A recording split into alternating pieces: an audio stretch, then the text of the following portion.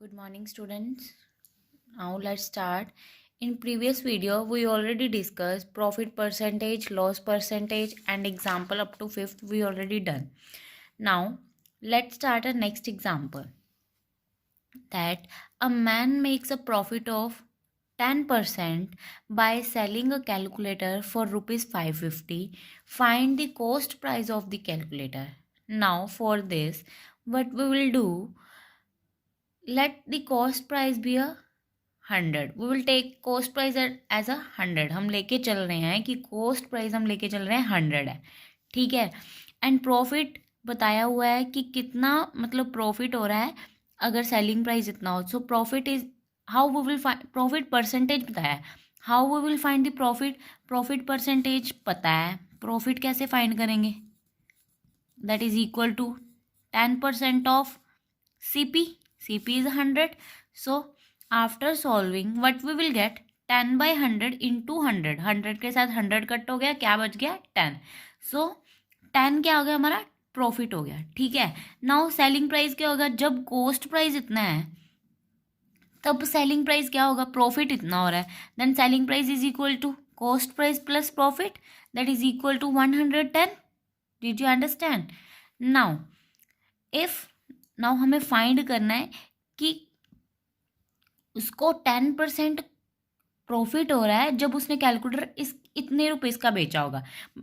तो फाइंड करना है कि इसका कॉस्ट प्राइस कितना होगा. हम लेके चल रहे हैं 100, उसके अकॉर्डिंग सॉल्व कर रहे हैं. बाय यूनिटरी मेथड सॉल्व करेंगे, इसके अकॉर्डिंग हमें पता लग जाएगा जब हम इसको इतने में बेचेंगे तो कॉस्ट प्राइस कितना होगा.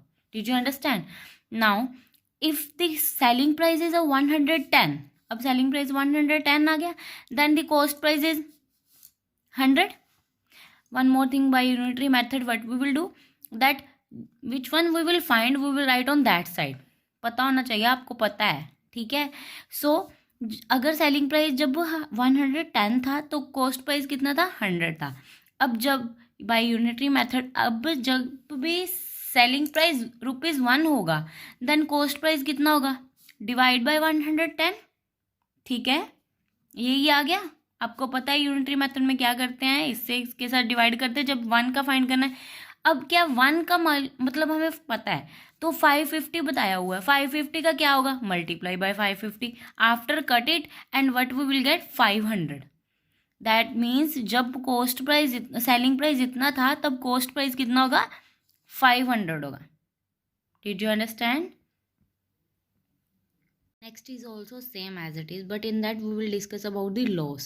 A dealer make a loss of loss of 12% by selling a cardigan for rupees 450. Find the cost price of the cardigan. Now उसे इतने का लॉस हो रहा है, इतने परसेंट का, जब उसने सेलिंग मतलब इस इतने में इसको बेचा.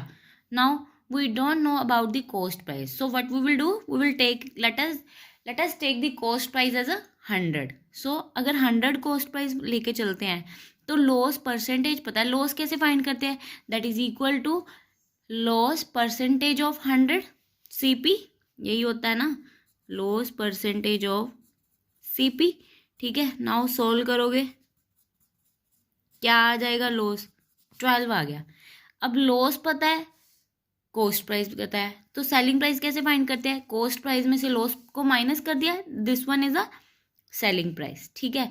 Now again we will find the cost price. So अगर जब भी सेलिंग प्राइस इतना था तब कॉस्ट प्राइस कितना था? 100 था, ठीक है. जब सेलिंग प्राइस 1 होगा तो कॉस्ट प्राइस कितना होगा? डिवाइड बाय 88, ठीक है. नाउ अब हमें फाइंड कैसे कितने का करना है? जब सेलिंग प्राइस इतना होगा तो कॉस्ट प्राइस कितना होगा? How we will find? if the selling price is 440 then cost price कितना होगा? multiply by this one is multiply by 440. did you understand? after cut it, cut कर देना.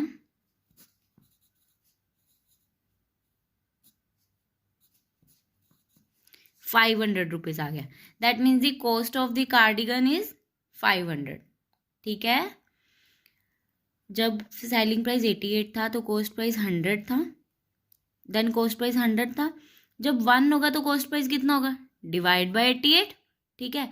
अब 1 का पता है, ठीक है. जब 1 होगा सेलिंग प्राइस तो कॉस्ट प्राइस इतना होगा. जब सेलिंग प्राइस ज़्यादा होगा तो कॉस्ट प्राइस कितना होगा, multiply by that number. Did you understand? Unitary method किया हुआ है, सो वही यूज़ करते हैं by unitary method. Now by selling an article for rupees 285, a dealer incurs a loss of 5%. At what price should he sell it so as to make a profit of rupees of 10%? Firstly, we will solve up to here. Now in that question they can ask, अगर उसने article इतने में cell किया है तो उसको इतने % loss हो रहा है, ठीक है। So firstly we will find the cost price of the article. So in first case, SP is this one and loss is this one. ठीक है. The cost price of article we will take as a 100. ठीक है. 100 लेके loss that is equal to loss कैसे find करते हैं, 5% of CP. ठीक है. That is equal to after solving what we will get ₹5. ठीक है.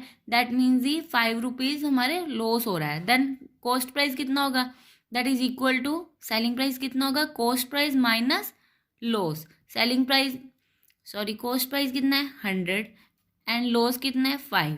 That means the selling price कितना आ गया 95. ठीक है. Now again if selling price is 95 then cost price is 100. ठीक है. If selling price is ₹1 then cost price is divide by 100. This divide by 100. If the selling price is 285, then cost price is multiply by this number, that is equal to 300 rupees आ गया.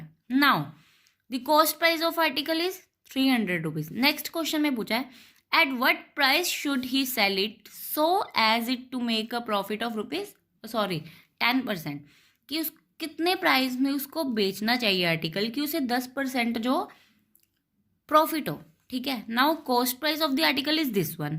Profit कैसे find करेंगे, that is equal to profit percentage पता है, so we will find the profit. How we will find 10% of the cost price. 10% of cost price is this one, 10 by 100 into 300. After cut it and what we will get ₹300. Now profit इतना आ गया, मतलब अब profit पता है cost price है, selling price मतलब profit पता लग गया कि इतने रुपीस का प्रॉफिट हो रहा है. मतलब क्या कह सकते हैं कि वो कितने में उस आर्टिकल को बेचेगा कि उसको 30 रुपये का प्रॉफिट होगा. कैसे फाइंड करेंगे, जितना कॉस्ट प्राइस है प्लस जितने का प्रॉफिट बताया हुआ, that is equal to 330 rupees.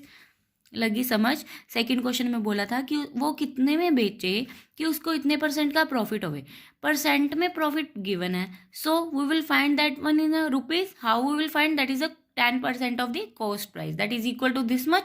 Now अब क्या इससे क्वेश्चन क्या क्लियर आ रहा है कि वो आर्टिकल को कितने में, मतलब कितने में बेचेगा कि इसको 30 रुपीज़ का और प्रॉफिट होगा. That is equal to plus करके that is equal to 330. Did you understand? Now you have to solve full exercise on your fair copy.